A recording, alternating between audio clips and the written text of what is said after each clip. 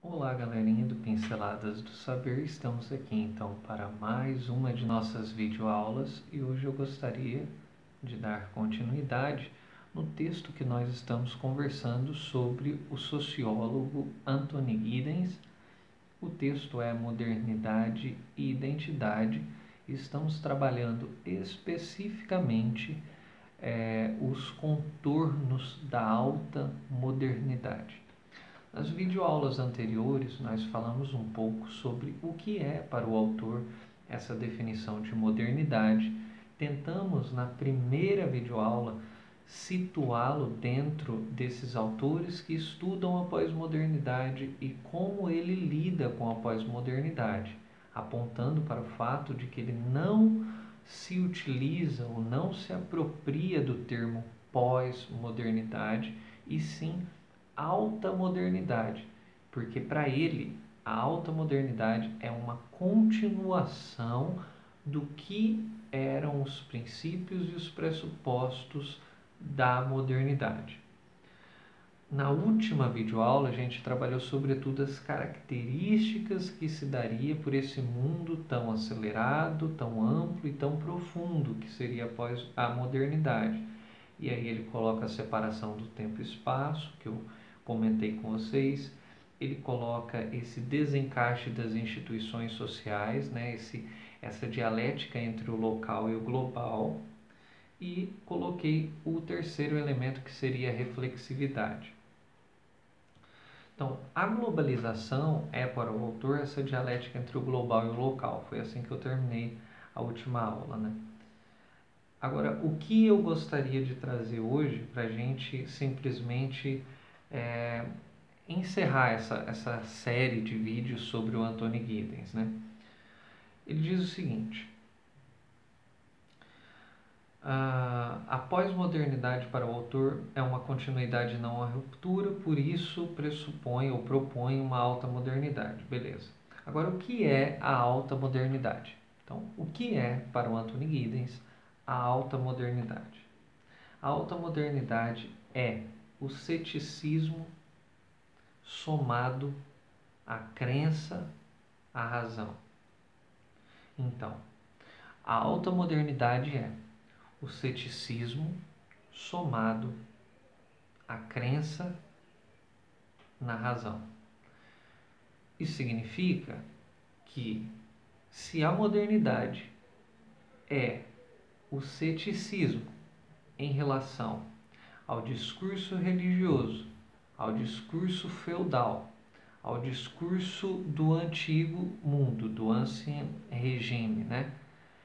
Se a modernidade é caracterizada, sobretudo, pela crença-razão, o Anthony Giddens vai dizer: olha, a alta modernidade seria esse ceticismo ainda mais amplo e ainda mais profundo, também em relação à crença na razão.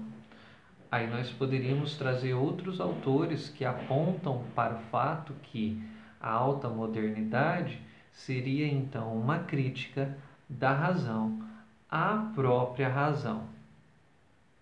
Por isso, alguns autores, inclusive, pontuam a pós-modernidade ou a alta modernidade, sobretudo na figura do Kant, que faz essa crítica à razão pura, né? Uma crítica da razão, uma crítica racional à própria razão e à própria racionalidade. Porque em Kant nós podemos perceber que existem coisas que nós não conseguimos aprender, né? O mundo ou a coisa em si, nós não conseguimos aprender ela. É por isso que as coisas acontecem pela via da intuição, né? Pela via da indução. E a subjetividade humana, o homem, ele torna-se um ponto fulcral e fundamental na filosofia kantiana. Mas existe no Kant, de certa forma, a razão com um limite, né? Ela não é capaz de compreender todas as coisas, sobretudo Deus, a alma e algumas coisas que o Kant diz sobre a coisa em si, né? Agora, o que eu queria trazer para nós? Então, A alta modernidade é o ceticismo somado à crença na razão. É a crença na ciência e a aceitação. Continua-se crendo na ciência, continua-se aderindo à tecnologia, continua-se com pressupostos da modernidade, mas aceita-se que há nesse discurso, que há nesse avanço, que há nesse progresso, que há nessa tecnologia, que há nessa racionalidade, um risco e um perigo. Olha só, ele vai trazer para a pós-modernidade ou para a alta modernidade, o Anthony Giddens traz para a alta modernidade aquilo que as autoras ou os autores trabalharam lá no livro Segundas Chances, que fala sobre o divórcio como uma possibilidade de risco e perigo, mas ao mesmo tempo oportunidade. Então, e juntamente com tudo isso, a possibilidade de melhorar a qualidade de vida da humanidade. Eu até tenho passado por muito dessas crises, né? Por pensar sobre o passado, pensar sobre o futuro, pensar sobre hoje, pensar sobre o ontem, pensar como que as pessoas pensavam antigamente, né? E quanto mais eu estudo sobre isso, mais eu chego à conclusão realmente que o nosso mundo, ele realmente é caracterizado por uma série de melhorias, eu não tenho dúvida disso, né? Nós vivemos mais, nós podemos pegar a alimentação nossa muito melhor, a nossa qualidade de vida é melhor. Hoje nós temos a possibilidade de luz elétrica quase que para todo mundo, nós temos, de certa forma, uma popularização maior da educação, nós temos a informação de uma maneira muito não transparente, mas de uma maneira muito pulverizada através das redes sociais, da internet. Enfim, se nós pegamos há 50, 60 anos atrás, as casas que tinham televisões eram casas da alta sociedade, energia elétrica não tinha para todo mundo, as pessoas não trabalhavam com um mínimo de condições instrumentais para realizar e desempenhar os seus serviços. Então, o mundo nosso realmente ele avançou muito, ele melhorou demais. Mas, evidentemente, que nós não podemos perder de vista que também o nosso mundo traz uma tona de questionamentos e digressões que o mundo passado não tinha. Na videoaula passada eu comentei com vocês sobre algo semelhante a isso, né, enquanto eu conversava com o meu primo. Aí ele vai dizer: a razão providencial. O que é a razão providencial? A razão providencial é a crença de que quanto mais compreensíveis secularmente, mais seremos capazes de providenciar uma vida segura. Então, nós conseguimos, na alta modernidade, até racionalizar o futuro. Porque olha só, nós pagamos seguros, seguro de vida, nós pagamos seguro de carro, nós pagamos plano de saúde, né? Ou seja, nós temos uma tentativa de prever o futuro, de racionalizar o futuro. Calma aí, se eu vou pagar uma consulta médica no particular, vai sair 300, 350 reais. Se eu for fazer uma cirurgia no particular, a cirurgia vai custar, vamos chutar aí, tá? Estou dando só exemplos esporádicos assim. Vai sair 12 a 15 mil reais, certo? Se eu pago um plano de saúde, eu pago ali por volta de 200 reais por mês, mas quando eu preciso do plano de saúde, eu customizo isso e isso me dá uma certa segurança, me dá uma certa racionalização do que pode vir a acontecer no futuro, né? Então, essa é uma característica justamente da alta modernidade, o Giddens está falando para nós.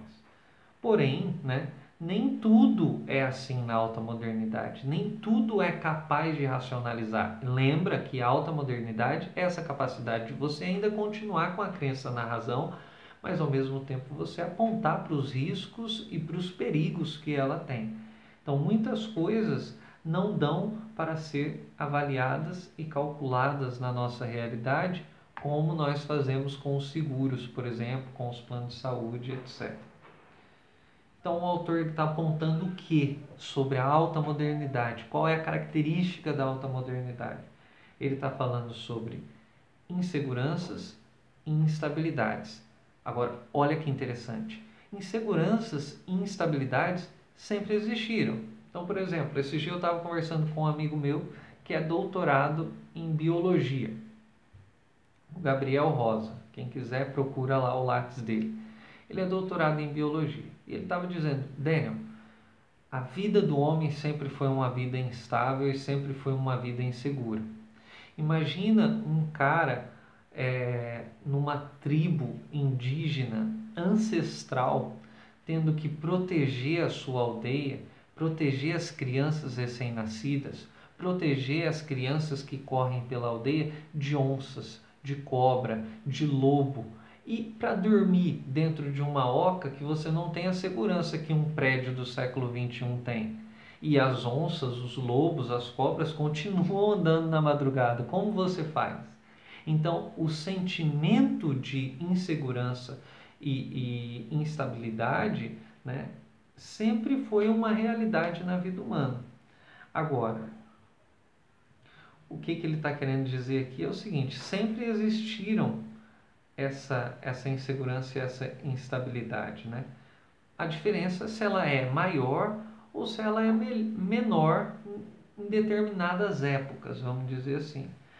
Ou seja, o que ele está querendo dizer é, quando eu digo inseguranças e instabilidades, eu estou dizendo que as nossas inseguranças e que as nossas instabilidades, elas são outras do que de um mundo passado.